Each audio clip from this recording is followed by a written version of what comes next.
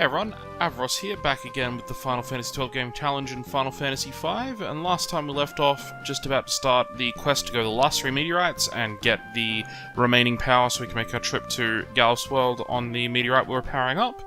So we start off here, and Sid and Mid go into the meteorite here and find that this one is full of monsters and ask us to go and deal with them first. So here's our next challenge.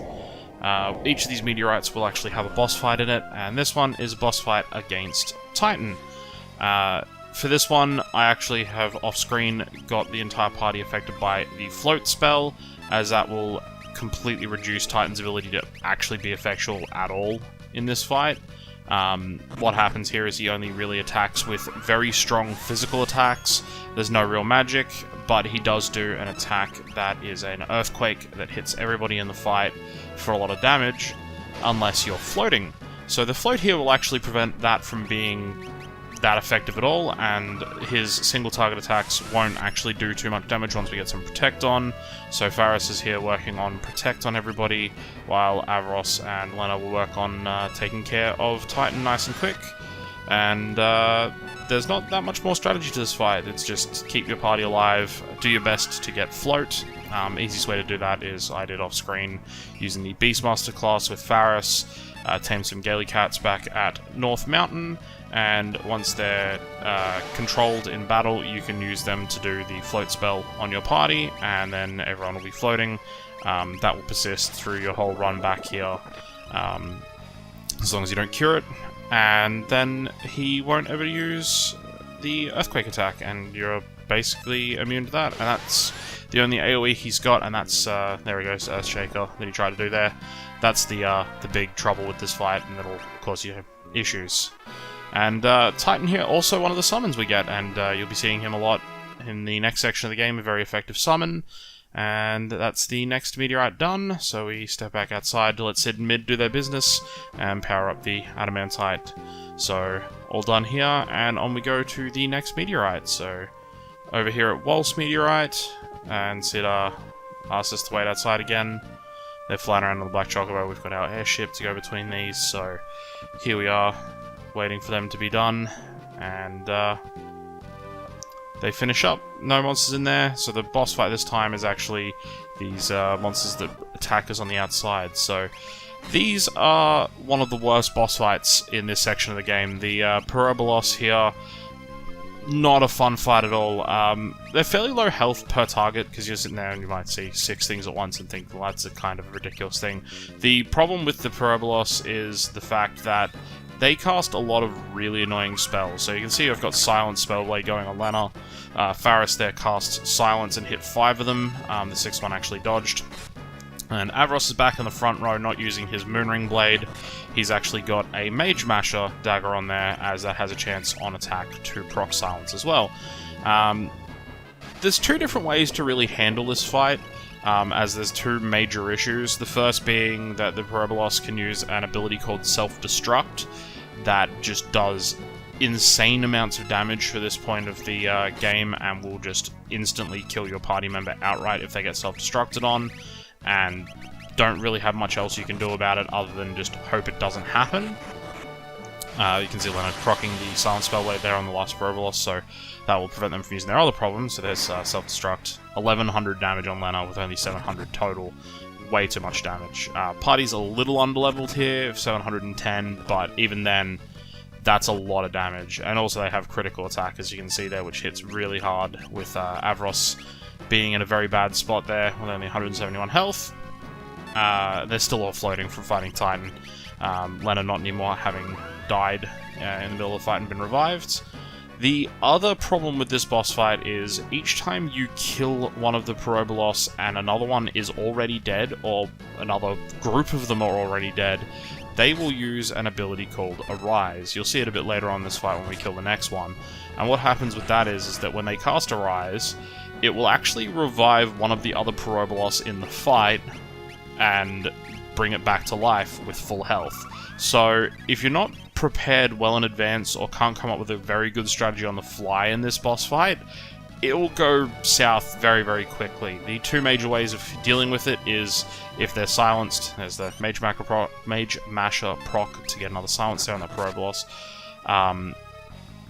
Yeah, unless they're silenced, they will cast the Arise. If they're silenced, you'll see it comes up with a message there when Lena killed it that says no effect, and that will make it nice and easy to deal with them there because they won't actually be able to, so there's the no effect again.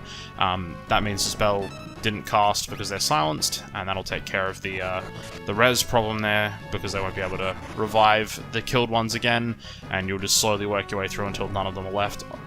Praying and hoping that there is no self-destructs, because 3 of them in a row could just self-destruct and wipe out the whole party, and that would really, really be the worst case scenario.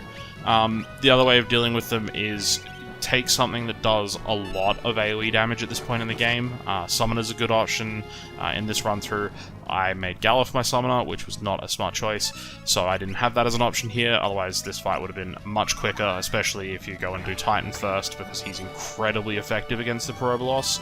Otherwise, the silence is your only other option.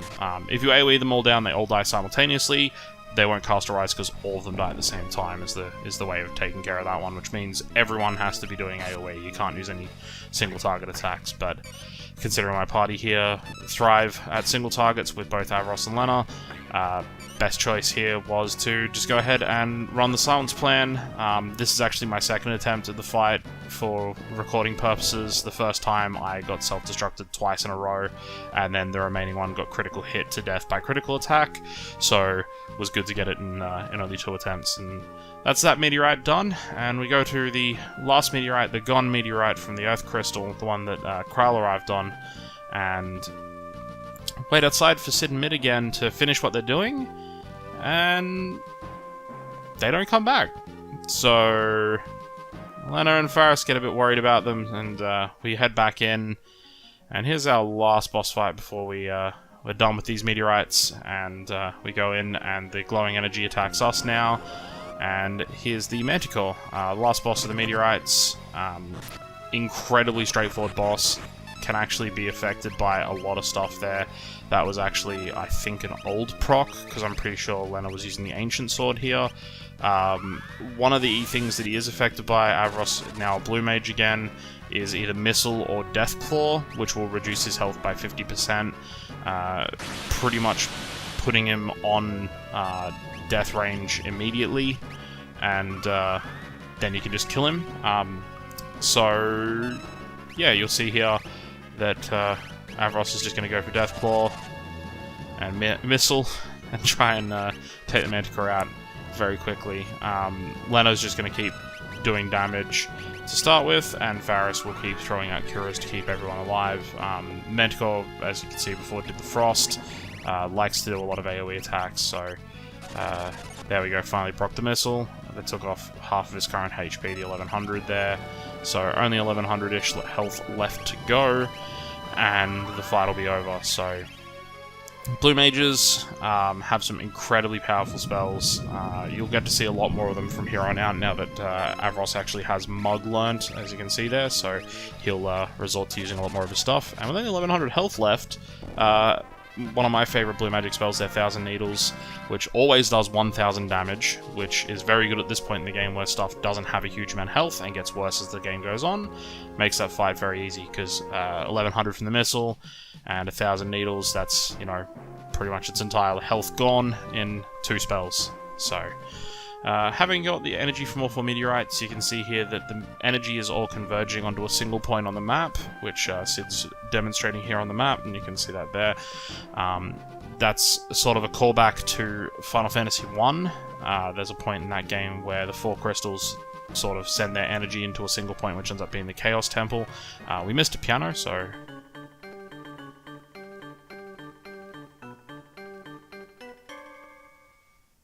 he's getting better. He's not quite there just yet, but we missed that piano. Made sure to get that one before we go to Galuf's World. So, similar to Final Fantasy I with the energy all converging into the one point, you go there and find a portal that takes you somewhere else. So, you can see there's not much energy left from the meteorites. There's a portal there, one-way trip, and we won't be able to come back home. And everyone agrees it's more important for them to go and save the world, whether it's our world or Galuf's, by taking care of the threat of X-Death than it is for us to not be able to come home. So into the portal goes Lena, after letting the Chancellor know that he needs to take care of the kingdom. Faris tells her pirate friends to keep getting booty, and Avros wishes farewell to his chocobo, and away they go into the portal, and a similar teleportation effect, except instead of being just the light this time, you can see the characters as they zoom off into the sky and glisten in the distance as we head to our next world map. So we've pretty much gone everywhere in the world for Avros and the rest of the crew's home other than Galuf, and now we're in Galuf's world, and here's our transition heading in there, and heading to this tiny little island with no way off, so not an ideal place to land.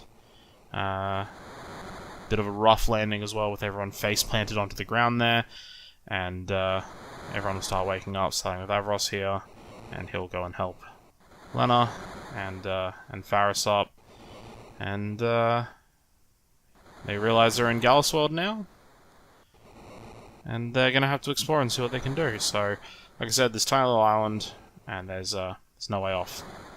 So, not an ideal start to exploring this new world. There's a lot of fights here against these POW enemies, and they're incredibly easy to kill. All they drop is tents, and give you 1 ABP every time you battle them. So you might be wondering why there's a bit of footage here of me just running around, getting into fights, and just beating up these POW, seeing as, you know, not a huge amount of point in bothering with it. There is a particular reason. This is essentially what you're expected to do at this point of the game. There's no real clue of how you get off this island, what you're supposed to do, so you kind of run around going, okay, what exactly am I doing here when this cutscene happens randomly? Well, Lena says, hey, why don't we use a tent? And that's why those POW drop tents, just to make sure that you're able to do this if you didn't have one before coming here. And once you put down the tent, it triggers the next cutscene. So Avros is off on the side there, away from the campfire, napping on the ground. I'm not sure where the tent went, but apparently this is how they camp, even when they use the tent, which is a bit weird. And Faris and Lena get into a conversation here, and Faris wants to know why Lena risked her life to save Hiryu back on North Mountain. And Lena asks Faris if she remembers their mother, and that Hiryu reminds her of her mother. And Faris isn't entirely sure how, and the campfire goes out, which shocks both of them. And we're never going to find out how a dragon reminds Lena of her mother, because this monster showed up and took both the girls away. So we've gone from having a full 4-man party to a 3-person party, and now for a return to just Avros in one fight. So this monster here, called the Abductor, has a terrible spell called Hurricane that'll drop you to single-digit health, as you can see there. Only 4 health left on Avros. It's not learnable by blue mages. I really wish it were, because it's such an amazing spell. But this fight here, win or lose, it doesn't actually matter. What happens here with this Abductor is it can actually beat you, and it'll just trigger the next part of the game automatically. But if you're prepared for this fight, like I am, Avros is the back row, so he's taking less physical damage. I was prepared for the Hurricane spell, ready to heal if I got hit by it. You can actually just win this fight outright and not worry about losing it if you do. But if you want to win, there is a little extra thing that does occur on this island if you do manage to beat the Abductor. So I decided to go ahead and try to show off as much of this game as I can possibly show off, and as much of it as I could remember on my playthrough. Being one of my favourite games, I have played through it a few times, and yeah, so beating up the Abductor here. He has Hurricane and physical attacks. There's not too much else to talk about. I mean, it's not even a boss fight. It doesn't trigger the boss fight music at all. And an Ether and 1 AVP. And we come out of the boss fight, and Avros is fine. There's a campfire there that's one of the only 2D sprites that kind of doesn't function correctly. And opening the chest that you get from beating it releases poison gas that knocks out Avros so he could be kidnapped either way. So if you lose the fight, the abductor just kidnaps Avros. If you win, you get a chest that spawns that when you open it knocks you out, because either way, you kind of have to get knocked out and get kidnapped to end up in this jail cell here alongside Leno and Faris. So we're back to a 3-man party again, and they are locked up in the jail cell in Exdeath's castle, as it turns out. So having not had much of a chance to really see Exdeath yet in the game, apart from his one brief appearance, we find out he has his own castle in Galuf's world, and that Galuf and the others have made it to what they call the Big Bridge, and Exdeath thinks this is all working out very well for him, very fortuitous timing, as he says there, and wants a giant mirror brought, and says he should thank us because we're about to be very useful to him. So his little minion there, another abductor model, brings in this giant mirror, and Lena tells us to look up in the sky. I don't know how we can see it, but apparently he thinks it's a bird, or it's their reflections. I guess it's supposed to be a Superman joke there. Again, not sure how they can see the sky from within the castle, especially seeing as they're in the basement, as it turns out, so that doesn't really make any sense. You'll see in a future episode, we had to go down a few floors to get to where they are, so I'm not sure if there's just a hole through the castle that goes up to the sky there, but Exdeath is using a mirror to reflect their images up into the sky and tells Galuf to go away, otherwise he'll kill them. And Galuf goes, right, well I guess we're falling back along the Big Bridge, and falls back along with his soldiers there, and his granddaughter Kryl, who obviously must be combat capable. And Exdeath here calls in his lieutenant here, Gilgamesh, and tells him to keep an eye on us, and then Exdeath hits Avros with a spell to knock him back in the cell there. So